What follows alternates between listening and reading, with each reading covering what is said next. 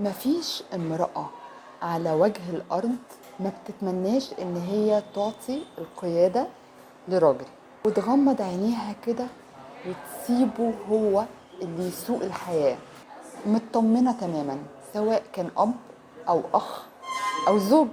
المرأة القوية هي اللي ملقتش راجل تعتمد عليه، فكانت هي راجل نفسها وقائدة حياتها.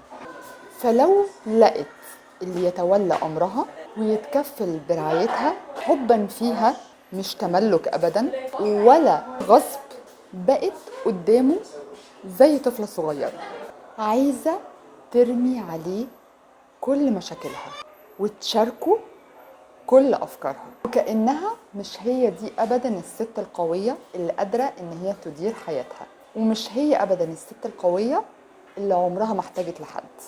فهتلاقيها زي ما تكون أول مرة تفتح عينيها على حقيقة نفسها كامرأة، قوتها في ضعفها ورقتها وعذوبة نفسها مع الراجل ده بس.